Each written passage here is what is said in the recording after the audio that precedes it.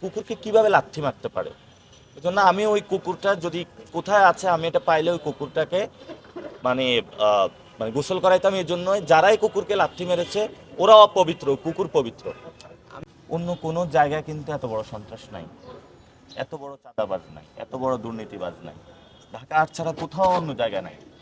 আর ঢাকা আটে একদিকে হলো পাহাড় সময় একটা সন্ত্রাস দুর্নীতিবাদ, আর একটা হলো আমি লিলিপুট একটা মানুষ আছে যার আমার কাছে টাকা নাই পয়সা নাই, যে আমাকে পিষে ফেলতে চায়।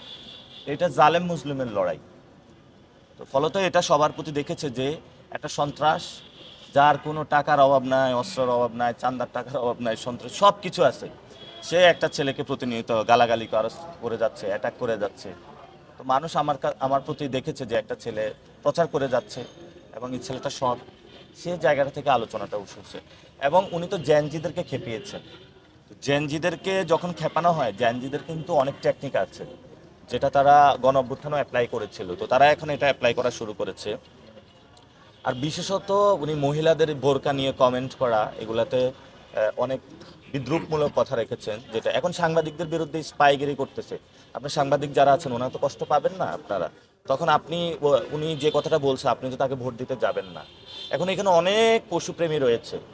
এটা তো আবু হুরায়রা, বিড়ালের বাপ, যিনি একজন আবু হুরায়রা সাহাবী ছিলেন, উনিও বিড়াল পালন করেছেন এবং কখনো কখনো আঘাত করেন নাই। কুকুরকে কিভাবে লাথি মারতে পারে। এজন্য আমি ওই কুকুরটা যদি কোথায় আছে আমি এটা পাইলে ওই কুকুরটাকে মানে আহ, মানে গোসল করাইতাম। এই জন্যই যারাই কুকুরকে লাথি মেরেছে ওরা অপবিত্র, কুকুর পবিত্র। আমি বলতে চাচ্ছিলাম যে যেই রকম একটা ফানি টাইপের একটা তৈরি হয়েছে আমি একটু পরিস্থিতি। ফান হিউমার এঙ্গেজমেন্ট করতে চেয়েছি, কারণ এখন তো নতুন প্রজন্মের ভোটার, তাদের কাছে পলিটিক্যাল ক্যাম্পেইনটা একটু ডিফারেন্ট ওয়েতে করতে হয়। এবং আমি সেই জায়গাতে নিয়ে গিয়েছি যাতে হলো এখানে একটা আহ, মানে কথার মধ্যেই থাকে, ফিল্ডে আমি কোনো সন্ত্রাসী অ্যাক্টিভিটিস যারা করে ওইখানে যাতে না গড়ায়। এবং সবাইকে এটার মধ্যে নিয়ে এসেছি। পুরো বাংলাদেশে আমরা চেয়েছিলাম যে একটা ইলেকশন ভাইট দেওয়ার জন্য, সেই জায়গাটা আমি বলেছি।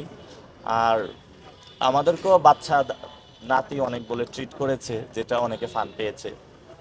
আপনি কি সরাসরি কোনো হুমকি আপনাকে এখন পর্যন্ত দিয়েছেন আপনি কিংবা পেয়েছেন আপনি? মারলই তো আমার।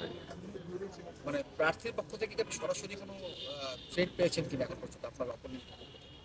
ওই যে বলে যে বাসায় আসো বিরিয়ানি খাওয়াবো, ওইটা বলে যদি গুম করে ফেলে বুঝেন না, মানে ওনাদের তো সিস্টেম অনেকগুলা।